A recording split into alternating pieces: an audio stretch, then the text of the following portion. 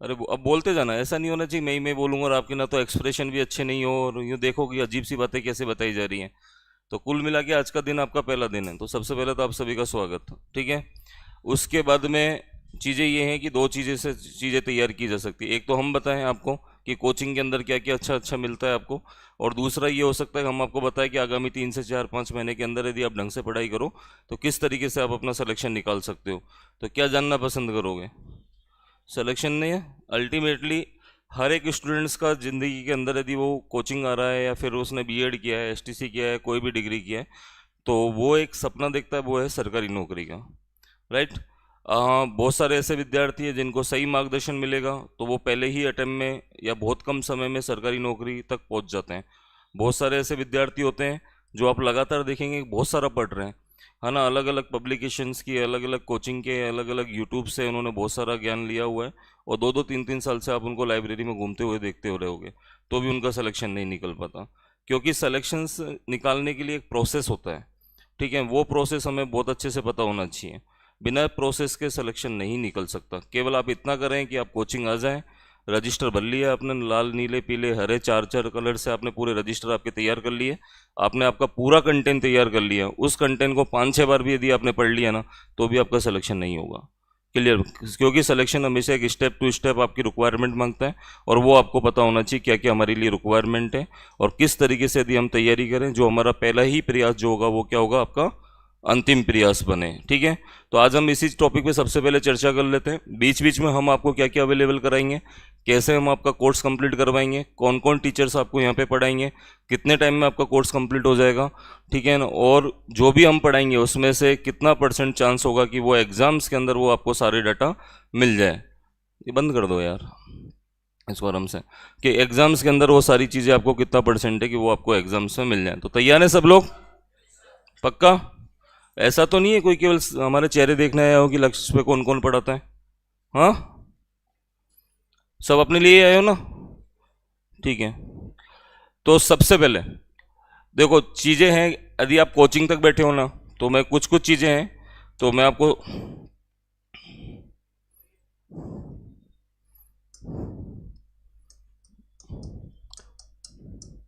कुछ कुछ पॉइंट है जो मैं आपको बता रहा हूँ कि कोचिंग का चयन कैसे करें। सबसे पहला पॉइंट तो आपका ये होता है, बहुत सारे विद्यार्थियों को पता ही नहीं होता कि कोचिंगों का जो चयन करना है वो कैसे करना है, ठीक है। बहुत सारे विद्यार्थियों को इसके बारे में पता भी नहीं होता। तीसरा, हम लोग ये बताएंगे पाठ्य पुस्तकों का चयन, जो भी आप पाठ्य सामग्री लेके आ रहे हो, दिख तो रहा है ना सबको पाठ्य सामग्री चयन कैसे करें, ठीक है। ये 2 3 चीज़ें हैं आपके सामने, ठीक है। और इसके अलावा और कोई डाउट होता है आपका? नहीं होता? बहुत सारी चीज़ें, एक एक चीज़ें चर्चा करते जाते हैं, और कोई आपके मन में डाउट होंगे तो वो हम आपको साथ साथ में लेते चलते हैं। सबसे पहले कोचिंगों का चयन, स्टूडेंट यहाँ पे 2 3 गलतियाँ करता है, वो 2 3 गलतियाँ मैं आपको यहाँ तक बता देता हूँ। कोचिंगों का चयन करते समय उसका पहला आधार होता है, कोचिंगों का चयन करते समय वो कोचिंगों का चयन डेमो के आधार पर करता है। ये मैं, ऐसा नहीं है कि आपको लग रहा होगा कि सर हम डेमो के लिए आए और आप डेमो के लिए गलतियां बता रहे हो। तो पहली गलती मेरी नज़र में क्या है, मैं उसका स्पष्टीकरण दूंगा क्यों इस तरीके से आपको कोचिंगों का चयन नहीं करना चाहिए। पहली गलती क्या करेगा, वो कोचिंगों का चयन करेगा। दूसरा क्या करेगा, वो बड़े बड़े विज्ञापन देख के वो कोचिंगों का चयन करता है, ठीक है। जबकि मेरे आधार पर कोचिंगों का चयन कैसे होना चाहिए वो भी आप ये चीज़, कोचिंग करते समय हमेशा ध्यान रखें, कोचिंगों का चयन हमेशा फीडबैक के आधार पर होना चाहिए। जो आपके पुराने स्टूडेंट्स यहाँ से पढ़ चुके हैं, या आपके परिवार में कोई ना कोई पढ़ चुका है, या फिर आप मार्केट में बैठते हैं, या फिर आप लाइब्रेरी में बैठते हैं, बच्चे किस चीज़ के लिए चर्चा करते हैं? सीधी सी बातें है ना। रीजन क्या है, जैसे मान लीजिए आज आप डेमो लेने आए, हो सकता है आज आपकी 2 क्लास लगे, हो सकता है आपकी आज 3 क्लास लगे। यदि आप पटवारी के सिलेबस की बात करते हैं ना, उसमें से कितने सिलेबस सब्जेक्ट है? 16 सब्जेक्ट है या नहीं है? Hindi, English, math, science, computer. Rajasthan का जीके में 3 पार्ट, राजस्थान का आर्ट एंड कल्चर, राजस्थान की हिस्ट्री, राजस्थान की geography, polity science, Indian history, Indian geography. हो गए? नहीं हो गए? कोई भी कोचिंग बार बार आपको 16 क्लासेस के डेमो नहीं दे सकती। बहुत क्लियर हो जाओ इस चीज़ को लेके। दूसरी चीज़ क्या, डेमो होगा भी तो 1 दिन का होगा, 2 दिन का होगा, 3 दिन का होगा, 4 दिन का होगा, 5 दिन का होगा, इससे ज़्यादा डेमो हो नहीं सकता, ये भी क्लियर है। 4 घंटे में 5 घंटे में कोई भी एक टीचर अपना एक टॉपिक भी पूरा नहीं करा सकता।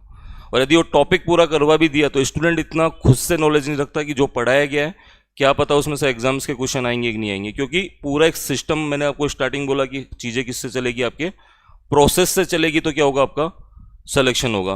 क्लियर हुआ है? तो कोचिंगों का चयन कैसे करना चाहिए? मेरा मानना होता है कि हमेशा स्टूडेंट्स के फीडबैक के आधार पर कोचिंगों का चयन करना चाहिए। स्टूडेंट जो होते हैं ना वो किसी के सगे नहीं होते हैं। हम अच्छा पढ़ाएंगे, स्टूडेंट जा जाके बोलता है कि अच्छा इंस्टीट्यूट है, आप भी पढ़ लिए। स्टूडेंट खुद जाके बोल देगा कि नहीं हम खुद फंस गए थे, आप मत फंसना। स्टूडेंट खुद बोल देगा कि यार 2-2 साल से आ रहे हैं, 1-1 साल से आ रहे हैं, हमारा कोर्स ही पूरा नहीं हो रहा है। वो खुद ही बोल देगा कि हम ना तो नोट्स मिले हमें, ना साथ में हमें पेपर मिल रहे हैं हमें यहाँ पे, ना टाइम पे कोर्स पूरा हो रहा है, ना कि फैकल्टी पैनल भी नहीं है, कोई भी जयपुर जोधपुर से टीचर आ रहा है। 8-10 घंटे एक सब्जेक्ट की क्लासें लग रही, कोर्स खत्म 7-7 दिन, कोई सब्जेक्ट आपका 3-3 महीने में कंप्लीट नहीं हुआ, और कोई सब्जेक्ट आपका 5 दिन के अंदर भी पूरा हो जाता है। आप खुद देखो, कोई भी सब्जेक्ट यदि 5 से 7 दिन चलेगा तो क्या आप उसको उतनी लेवल पे प्रिपेयर कर पाओगे? हाँ या ना? अरे सब बोलो मिलके, पैसे नहीं ले रहा हूँ, आज फ्री है पूरा पूरा, ठीक है? तो ये हमेशा ध्यान रखना कि कोचिंगों का चयन पहली प्राथमिकता है आपकी। यदि आप कोचिंग करने की मानसिकता आपने बनाई है तो ये चयन आपका बहुत प्रॉपर होना चाहिए। दूसरा चीज़ क्या है? पहला मैंने आपको बोला कि फीडबैक, और दूसरा क्या मैंने आपको बोला? कंटेंट। यदि आखिरी में आपका सिलेक्शन का यदि कोई आधार होगा ना तो वो क्या होगा? अरे बोलो। यदि आपका सिलेक्शन का कोई आधार, हम क्या पढ़ा रहे हैं, करण सर कैसे दिखते हैं, करण सर क्लास में हंसाते कि नहीं हंसाते, करण सर की क्लास बोरिंग होती है कि नहीं हो रही, करण सर ने शॉर्ट नोट्स में लिखवाए हैं कि डिटेल में लिखा है, रिजल्ट के बाद इन चीज़ों का कोई मायने रखता है कि नहीं रखता? रिजल्ट आएगा, पेपर जिस दिन देने जाओगे एक ही चीज़ मायने रखेगी नहीं रखेगी कि जो भी करण सर ने पढ़ाया वो एग्जाम में आपको हुबहू मिला है कि नहीं मिला। वो पार्ट क्या है? कंटेंट। कंटेंट कैसे? जैसे मान लो कि आज हम आपसे प्रॉमिस करते हैं कि हम आपको नोट्स देते हैं, टेस्ट सीरीज करवाते हैं, ठीक है, नोट्स। दूसरा क्या है? Test series, right? इसके अलावा बहुत सारी चीज़ें, जैसे बहुत सारे एग्जाम्स के अंदर करंट अफेयर आता है, ठीक है। अब बहुत सारे एग्जाम्स के अंदर आपके करंट अफेयर वाला पार्ट आएगा, है ना। इसके अलावा PYQs जो आप पढ़ते हो, MCQs जो आप लगाते हो एग्जाम्स के बाद, ये सब क्या है? कंटेंट का पार्ट है। लेकिन मैं काउंसलिंग लेता हूँ, मैं 14 साल से काम कर रहा हूँ इस फील्ड में, ठीक है। थोड़ा सा इंट्रोडक्शन मेरे बारे में दे देता हूँ, है ना। 2010 में लक्ष्य क्लासेस की स्थापना हुई है। कब? 2010 में। और इसी महीने में 12 जून 2010 को लक्ष्य की स्थापना की थी। ऑल राजस्थान मेरी खुद की फर्स्ट रैंक है नर्सिंग RPSC 2010 एग्जाम्स के अंदर, ठीक है। और केवल 21 साल की एज से मैंने कोचिंग को स्टार्टअप किया है, और आज तक 14 साल तक लगभग लाखों स्टूडेंट्स की काउंसलिंग कर चुका हूँ। पर बहुत ही कम ऐसे स्टूडेंट्स होते हैं जिनको क्लियरफाई होता है कि हम कोचिंग जा किस लिए रहे हैं। बस बहुत सारे ऐसे स्टूडेंट हैं कि मेरे फ्रेंड ने वहाँ से कोचिंग की थी, वो वहाँ से निकल गया इसलिए मुझे भी जाना है। हो सकता है उसको कोचिंग की ज़रूरत ही नहीं हो, वो ज़बरदस्ती जा रहा है। बहुत सारे इसलिए कि घर पे पढ़ाई नहीं होती इसलिए कोचिंग आना है। बहुत सारी फीमेल इसलिए कि घर पे दिन भर गेस्ट आते हैं, सामने सासू माँ का चेहरा दिखता है, चेहरा ही पसंद नहीं है हम लोगों को, तो इसलिए कोचिंग आना है। मतलब लोगों को क्लियरफाई नहीं होता कि कोचिंग आना किस लिए, और आप भी गए तो किस आधार पर कोचिंगों का चयन करना है उनको ये भी पता नहीं होता। तो मेरा पहला दायित्व बनता है कि आपको सारी चीज़ें मैं क्लियरफाई करता चलूँ कि ये कोई झूठे वादे नहीं है, ना कोई झूठे प्रोमिसेज हैं जिससे आपको आने वाले टाइम में आपके दिल नहीं टूटे। आपको ये पहले दिन पता होना चाहिए कि कोचिंग करो, सेल्फ स्टडी करो, आप हमारे पास आओ या दुनिया में किसी भी इंस्टीट्यूट पे जाओ, 99% यदि सिलेक्शन में किसी का रोल है तो वो आपका खुद का रोल होगा।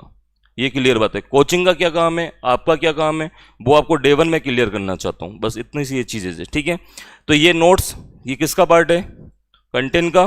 Test series, current affair, MCQs और PYQs। अब बच्चा जब भी कोचिंगों का चयन करता है ना, वो केवल इन 2 चीज़ों के अलावा इन सब चीज़ों को देखता ही नहीं है, ठीक है। और जबकि सिलेक्शन में काम किसका है? कंटेंट का है, ठीक है। इसलिए हम लोगों ने देखो एक पैटर्न बनाया। हम स्टार्टिंग में आपको नोट्स दे रहे हैं, ठीक है। नोट्स से क्या फ़ायदा है? आपको अलग से NCERT नहीं पढ़नी पड़ेगी, आपको राजस्थान बोर्ड की बुक्स नहीं पढ़नी पड़ेगी, आपको मार्केट से कोई भी गाइड बुक नहीं लानी पड़ेगी, कोई भी रेफरेंस किताबें आपको नहीं लानी पड़ेगी। तो ये सब चीज़ों से आपको क्या बचाया हम लोगों ने? किसके थ्रू? नोट्स के थ्रू। हम क्या करते हैं, स्टार्टिंग में नोट्स देंगे। अब नोट्स पढ़ने का भी एक पैटर्न है। बहुत सारे बच्चों को लगता है हमें जिंदगी के अंदर हमें भगवान ने बहुत टाइम दिया है, हम आराम आराम से पढ़ेंगे, पहले फैकल्टीज का पढ़ेंगे, उसके बाद हम हमारे बाकी काम करेंगे, हमें फुर्सत मिली ना तो हम नोट्स पढ़ेंगे। नहीं, ये चीज़ पैटर्न गलत है। मैं कह रहा हूँ आने वाले 6 महीने जितनी मेहनत लक्ष्य की टीम करेगी या फिर हम लोग कर रहे हैं, यदि आप केवल कदम से कदम मिलाकर चलें, यदि आप हमारे साथ साथ चले ना, हो सकता है 6 महीने में आपको दूसरी चीज़ों के लिए समय नहीं मिले, लेकिन आने वाले 40-50 साल हम आपके सिक्योर कर सकते हैं।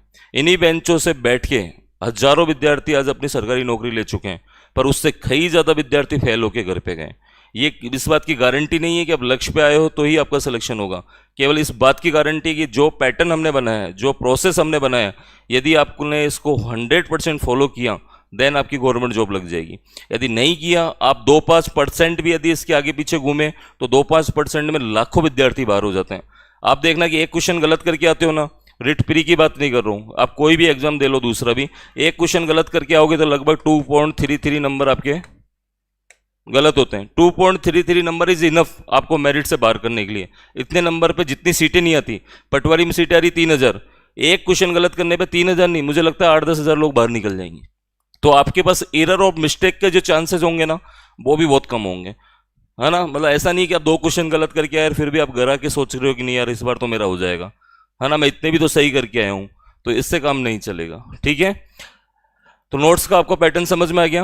अब हम क्या करेंगे, कोचिंग ज्वाइन करने से पहले हम आपको क्या करेंगे, नोट्स उपलब्ध करवाएंगे। आपको करना क्या है, जो भी हम कल पढ़ाने वाले हैं उसको आज आपको पढ़ के आना है। मान लीजिए हमने कोई भी टॉपिक आपका स्टार्ट किया, हमने दुर्ग स्टार्ट किए, तो आपको नोट्सों से थोड़ा बहुत दुर्ग पढ़ के आने, जिससे हल्का सा एक आइडिया लगे। जो साइंस वाले बच्चा है उसको तो पता ही नहीं राजस्थान के जीके क्या होता है और जीके के अंदर भी कौन कौन से टॉपिक्स होते हैं। जो आर्ट्स वाले बच्चे हैं उनकी मैथ, रीजनिंग, साइंस, कंप्यूटर ऐसे सब्जेक्ट उनके बहुत ज़्यादा कमजोर होते हैं। तो ये आपका एक बेस बनेगा। पहला बात तो क्या बनेगा, आपका बेस बनेगा। दूसरी बात क्या है, आपकी पैरेलली आपकी एनसीईआरटी कंप्लीट हो रही है, आपकी राजस्थान बोर्ड की बुक्स कंप्लीट हो रही है, आपकी मार्केट से कुछ आपको कंटेंट, तो साथ साथ में आपकी क्या किताबें भी आपकी कंप्लीट हो रही है। यदि मान लो यहाँ से टॉपिक पढ़ लिया, उसके बाद आप उस बुक्स को पढ़ोगे तो शायद किसी काम का नहीं है, क्योंकि फैकल्टी ने उसमें वैसे भी सारा निचोड़ आपको करवा दिया है। ठीक है, क्लियरफाई हो गया। उसके बाद क्लासरूम में आपको फैकल्टीज पढ़ाएगी और पढ़ाने के बाद आपको क्या करेगी, आपके नोट्स लिखवाएगी। ठीक है ना, तो ये नोट्स आपको लिखने हैं। अब इसके बाद में भी आपको क्या करना है, जैसे चैप्टर आपका खत्म हो जाता है, कम से कम आप 2 पेज जो है ना उस चैप्टर के पीछे खाली छोड़ दो। यहाँ पे कंजूसी नहीं करनी, जिससे मान लो कि कभी आप एमसीक्यूज लगाओगे, पीवाईक्यूज लगाओगे, कुछ भी लगाओगे, आपको कुछ भी एक्स्ट्रा फैक्ट मिलता है, देन 2 पेजेस के अंदर आप राइट डाउन कर सकते हैं। तो मैंने आपको बताया ना, आज का पहला सेक्शन यही है कि हमें पढ़ना कैसे है, कोचिंग आपको क्या उपलब्ध करवाएगी, आपको आने वाले 6 महीने में आपका व्यवहार कोचिंग के प्रति कैसा होना चाहिए और खुद के प्रति कैसा होना चाहिए।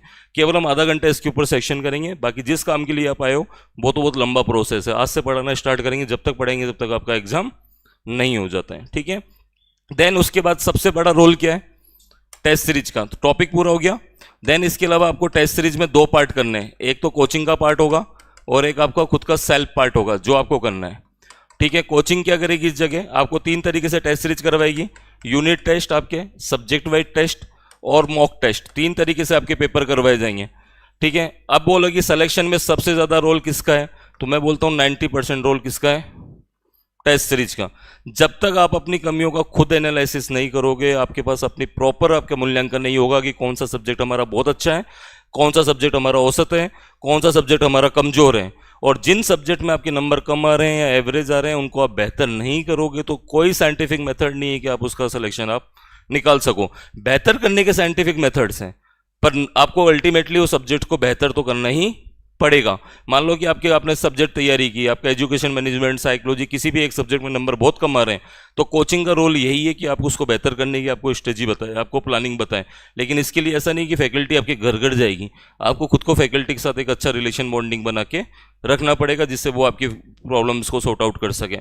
तो चीज़ें क्या है, आपका फैकल्टी ने पढ़ा दिया, देन उसके बाद आपको यूनिट टेस्ट लगाने, यूनिट खत्म हो जाए, सब्जेक्ट टेस्ट लगाने और ये मॉक लगाने। तो ये तीनों टेस्ट हम आपके यहाँ पे करवा देंगे। ठीक है, लेकिन सेल्फ आपको क्या क्या करना है, तो सेल्फ में आपको कोई भी मार्केट से प्रैक्टिस बुक लिया हो, आजकल मार्केट में बहुत आती है।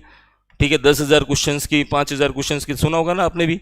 कोई भी एक प्रैक्टिस बुक लिया हो और साथ में पीवाईक्यूज की बुक्स लिया हो, और नहीं लाओ तो यूट्यूब पे दुनिया भर का कंटेंट आपको फ्री ऑफ कॉस्ट में उपलब्ध है। तो जैसे ही आपने नोट्स पढ़ लिए, फैकल्टी ने आपको पढ़ा दिया, यूनिट टेस्ट आपने लगा दिए, तो उसी यूनिट की आपको क्या करना है, आपको प्रैक्टिस निकालो। अब एक साथ यदि उसको निकालने जाओगे तो ना इधर के रहोगे ना उधर के रहोगे, बस इस पैटर्न को आपको फिक्स करते हुए चलना है। तो ये आपके सारा समझ में आ गया। ठीक है। अब मैं कोचिंग की तरफ से मैंने आपको सारे कुछ कुछ चीजें कोचिंग की बता दी और कुछ कुछ पैटर्न हमने आपको बता दिया क्या क्या रिक्वायरमेंट है। तो आपको एक तो क्लियर हो गया होगा, आपको ये तो क्लियर हो गया होगा कि नोट्स यहां से मिल जाएंगे आपको। क्लियर है? टेस्ट सीरीज का आपको क्लियर है, पीवाई क्यूज का क्लियर हो गया आपको, रोल एमसीक्यूज का रोल आपको क्लियर है ना, है ना। तो ये आपके मेन चीजें हैं जो हम आपको यहां से करवा के दे देंगे। ठीक है, तो ये पहली प्राथमिकता आपकी है। कुछ कुछ चीजों पे आप जैसे जैसे पेपर लगाओगे ना, तो टेस्ट सीरीज अपने आप में एक बहुत वास्ट सब्जेक्ट है, उस पर आप जितना चाहो उतना मैं आपको बोल सकता हूँ और जितना चाहो आप कर सकते हो, लेकिन जैसे जैसे होता है ना करत करत अभ्यास के जड़ में तो सुजान, तो वैसे ही आपकी चीज़ें प्रॉब्लम होगी। टेस्ट सीरीज से बहुत सारी प्रॉब्लम दूर होती है, नेगेटिव मार्किंग की, ठीक है ना, ये वाली टाइमिंग मैनेजमेंट की, जो आपका टाइमिंग मैनेजमेंट वहाँ सेट नहीं होता, एग्जाम्स के टाइम में सिली मिस्टेक्स, इन सब चीज़ों पे जैसे जैसे पेपर होंगे ना तो बाद में हम बात कर देंगे। बाद में जो भी नए काउंसलिंग सेक्शंस होंगे उन पे इन सब चीज़ों के ऊपर बात करेंगे। नेगेटिव मार्किंग को कैसे बचना है, टाइमिंग मैनेजमेंट को कैसे आपको प्रॉपर करना है, एग्जाम में होने वाली सिली मिस्टेक्स को आपको कैसे दूर करना है, इन सब चीज़ों पर धीरे धीरे बात करेंगे। आज बात करने से आप बात करूँगा तो अभी इन सब चीज़ों का कोई मतलब आज की तारीख में नहीं है। जैसे जैसे पेपर दोगे आपको खुद को पता लगेगा कि यार पेपर में 22 गलत करके आए, है ना। तो मतलब फिर बात करेंगे कि नेगेटिव मार्किंग को कम कैसे कर सकते हैं। ठीक है, इन सब चीज़ों के ऊपर बाद में बात करेंगे। तो कुल मिला के थोड़ा सा ये वर्ष 2024 में आपके सपनों का वर्ष होगा, ठीक है ना, ये ध्यान रखना। भजन लाल जी को पता नहीं क्या हो गया है ना, रोज रोज नए नए स्टेटमेंट दे रहे हैं, है ना, कि अभी तो कल का स्टेटमेंट है कि हर महीने एक नई वैकेंसी विज्ञप्ति जारी होगी। हमें हर महीने नई एक विज्ञप्ति के पीछे नहीं पड़ना है, ये आपको और ज़्यादा भ्रमित कर देगी। आपको अपना एक टारगेट बनाना है, इस टारगेट हमारा ये है, हमें 3rd ग्रेड बनना है, 2nd ग्रेड बनना है, 1st ग्रेड बनना है, पटवारी बनना है, आरएस बनना है, ऐसा ही बनना है। भर्तियाँ देख के भ्रमित नहीं होने वाले, ठीक है ना, और होना भी मत। हो गए तो दो नावों में सवारी करने वाले लोग हमेशा डूबते हैं। एक टारगेट बना लो कि आपको रीड करना है या आपको 2nd ग्रेड करना है या अदर कोई भी एग्जाम्स करना है, उसके अकॉर्डिंग सबसे पहले आप सिलेबस बुक आपके हाथ में है, सिलेबस देख लो। सिलेबस जब भी देखोगे फैकल्टी पहले दिन जब आपको पढ़ाएगी सारे टॉपिक्स आपको लिखवा देगी। जैसे करंट सर आज से आपकी क्लास शुरू करेंगे, आर्ट एंड कल्चर स्टार्ट करेंगे तो आर्ट एंड कल्चर के सारे टॉपिक राइट डाउन करा देंगे, और साथ साथ में आपको ये भी बता देंगे कौन कौन से टॉपिक्स मोस्ट इंपॉर्टेंट है, कौन कौन से इंपॉर्टेंट है, कौन कौन से टॉपिक ऐसे हैं जो आप चाहो तो छोड़ सकते हो। क्योंकि ये ध्यान रखना, सिलेबस को ढंग से जब एनालिसिस करोगे आपको ये पता लग जाएगा 70% सिलेबस ऐसा है, ठीक है, सॉरी, ये मान के चलना 60% सिलेबस ऐसा होगा जिसमें से केवल 40% क्वेश्चन ही आते हैं, और 40% सिलेबस ऐसा होगा जिसमें से 60% क्वेश्चन आते हैं। मतलब सिलेबस में से मोस्ट इंपॉर्टेंट टॉपिक यदि आपको पता है ना, तो आप पूरा सिलेबस पढ़े बिना भी 60% से ज़्यादा कट ऑफ तक पहुंच सकते हो। बाकी जो सिलेबस है उसमें से केवल 40% ही क्वेश्चन आते हैं। जैसे आप राजस्थान की बात करोगे ना, राजस्थान के इतिहास के 3 पार्ट होते हैं आपके, प्राचीन, आपका आधुनिक, और अरे बोलो मध्यकाल, ठीक है ना। अब एग्जाम्स का पैटर्न देख लेना, ठीक है ना। आधुनिक से लगभग 70% सिलेबस आ रहा है, ठीक है। प्राचीन से लगभग 20% क्वेश्चन आ रहे हैं और 10% आपका मध्यकालीन से आ रहा है। मतलब 10 क्वेश्चन आएंगे ना, तो 7 क्वेश्चन आधुनिक से, 2 क्वेश्चन प्राचीन से और 1 क्वेश्चन मध्यकालीन से। इससे ज़्यादा मध्यकालीन नहीं आता। लेकिन हम सबसे ज़्यादा टाइम किसको देते हैं? मध्यकालीन को, क्योंकि वहाँ राजा महाराजा हैं, उनकी कहानियाँ सुनने में बड़ा इंटरेस्ट आता है। पर एग्जाम के अंदर कहानियाँ नहीं आती, एग्जाम के अंदर क्वेश्चन आता है ना, गोले भर के आना होता है सिलेक्शन के लिए। ये बहुत क्लियर है। तो ये पैटर्न है, आप कोई भी एग्जाम उठा के देख लो लास्ट वाला। तो यदि ये सिलेबस आपने ढंग से समझ लिया ना कि एग्जाम्स के अंदर क्या क्या आता है, क्या क्या नहीं आता, किस टाइप के क्वेश्चंस आते हैं, ये काम आपको फैकल्टी करेगी। जो सब्जेक्ट का अपना टीचर है वो आपको डिटेल में अपना सिलेबस एनालिसिस करवाएगा, इसलिए आपको सिलेबस बुक दे दी है। जो जो पॉइंट वो वहाँ पे आपको बताएंगे, वो एक एक पॉइंट आपको क्या करना है वहाँ पे मेंशन करके रखना है। एक तो होता है ना कि आप कुछ भी पढ़ो, आपने रजिस्टर चालू किया 0 से और आप एंड तक पढ़ रहे हो, फिर आप कुछ भी पढ़ते रहो, सिलेक्शन नहीं होगा। जब तक आपके पास प्लानिंग नहीं है, स्ट्रेटजी नहीं बनाओगे, सिलेक्शन निकालना कैसे है ना। हमेशा मेहनत करने वाले लोग चौराहे पे खड़े होते हैं, है ना। स्मार्ट स्टडी करने वाले लोग बहुत आगे निकले होते हैं। मैं केवल ये चाहता हूँ कि हम पढ़ेंगे लेकिन स्मार्ट तरीके से। हम गधों की तरह नहीं पढ़ेंगे, 24-24 घंटे पढ़ाई कर रहे हैं। हम उतना ही पढ़ेंगे जितना एग्जाम्स के अंदर आता है। कोई भी ऐसा है जिसको ज्ञानी बनना है, ब्रह्मा बनना है, दूसरा कोई नहीं है ना। सब ऐसे ही हैं जिनको सिलेक्शन लेना है, सीधी सी बात है। तो सिलेक्शन लेना ज़्यादा आसान है बजाय ज्ञानी बनने के। ज्ञानी बनने से ज्ञान तो मिल जाएगा, सिलेक्शन नहीं निकलेगा। बहुत सारे नेट JRF किए हुए लोग हैं, PhD किए लोग हैं, बहुत सारी डिग्री ले लेके बैठे हैं, कहीं सिलेक्शन नहीं है। लेकिन मैं आपको ऐसे सैकड़ों बच्चे बता दूंगा जो 21 साल की एज में BHTC में किया, 12th के बाद BHTC की, सरकारी नौकरी लेके आराम से मस्त होकर अपनी लाइफ को स्पेंड कर रहे हैं। 19 साल की एज में ऐसे करण ने पटवारी का सिलेक्शन निकाला। 24 साल की एज में लोग RS का सिलेक्शन निकाल के ले जाते हैं, क्योंकि वो सही टाइम पर सही तैयारियाँ करते हैं। तो ये आपको Day 1 क्लियर कर लो, कि ज्ञानी बनना है कि सिलेक्शन निकालना है। सिलेक्शन निकालना है तो ये छोटे छोटे स्टेप्स है जिन पे आज चर्चा की है, ये आपके दिमाग में फिट हो जानी चाहिए। बाकी आप क्या है, कोई भी गाइड बुक लेके आओ तो 250 रुपये की गाइड बुक आपको सिलेक्शन नहीं करवा सकती, सीधी सी बात है। सिलेक्शन एक प्रोसेस आपको करवाएगा, यदि इस प्रोसेस को आपने फॉलो किया है तो सिलेक्शन होने के चांसेस बहुत ज़्यादा होंगे। यदि एक प्रोसेस को आप हटा दो, आप सोच के देखो, इस पूरे टेस्ट सीरीज का सिनेरियो हटा दो आप इसमें से, कि हम केवल पढ़ेंगे, रजिस्टर भरेंगे, हम उसको रट्टा मारेंगे, क्या आपका सिलेक्शन हो जाएगा? नहीं होगा ना। यदि आप पीवाई क्यूज नहीं लगाओगे तो क्या आपका सिलेक्शन हो जाएगा? एग्जाम का पैटर्न ही समझ में नहीं आएगा पीवाई क्यूज नहीं लगाओगे तो। यदि जब तक आप प्रैक्टिस नहीं करोगे, जब तक आपको पता ही नहीं चलेगा उस टॉपिक्स में से कितने किस टाइप के क्वेश्चंस बनते हैं। पढ़ना आसान है, पढ़ते समय आपको पूरा वो फैकल्टी की अपनी स्किल्स आपको मिलती है, लेकिन एग्जाम्स के अंदर उतना उतारना, उसके लिए तो प्रैक्टिस चाहिए ना। और कंटेंट अलग अलग जगह से इकट्ठे करने से बेहतर है कि जो हम दे रहे हैं उसको आप पूरा पढ़ो। अक्सर स्टूडेंट क्या गलती करता है, कम फीस के चक्कर में या जानकारी के अभाव में वो डेमो के आधार पर कोचिंगों का चयन करता है, फिर नोट्स लेने होंगे तो अलग अलग जगह भटकेगा, टेस्ट सीरीज लेनी होगी तो वो अलग अलग जगह भटकेगा, करंट अफेयर पढ़ना है तो वो अलग अलग जगह भटकेगा। उसको पता ही नहीं चलेगा कि कंटेंट को इकट्ठा कहाँ से करना है, और उसका आधा टाइम जो है ना वो कंटेंट इकट्ठा करने में निकल जाएगा। दक्षिणी राजस्थान का, या फिर बोल सकते हो आप पूरे राजस्थान का एकमात्र प्लेटफॉर्म है, पूरे गर्व के साथ बोल रहा हूँ कि आपको इधर भटकना नहीं पड़ेगा। नोट्स, टेस्ट सीरीज, है ना, नोट्स आपकी पूरी, टेस्ट सीरीज आपका, ठीक है, एमसीक्यूज आपके, पीवाई क्यूज, ऑनलाइन फैसिलिटीज सारी जितनी भी हैं, एप्लीकेशंस वगैरह, online test series, all Rajasthan test series, सब कुछ आपको यहाँ पे इंक्लूडिंग है। ठीक है, मतलब आपको कहीं बाहर से इकट्ठे करने की आवश्यकता नहीं है। एक एक चीज आपको टाइम से मिलेगी और समय से होगी और समय पे आपको पूछा जाएगा। तो ये सारी चीजें हैं और समय समय पे डिस्कशन करते रहेंगे, जितना बोलो उतना कम है। आज के लिए इतना। अब आपकी व्यवस्थित तरीके से हम लोग क्लास शुरू करते हैं। करें शुरू? करंट सर आपका सब्जेक्ट लेंगे, उसके बाद आपकी दूसरी क्लास भी है, एक ज्योग्राफी की है, उसके बाद एक साइकोलॉजी की है, बाकी दूसरी क्लासेस भी आज आपकी लगेगी। बैठ जाओ, करें।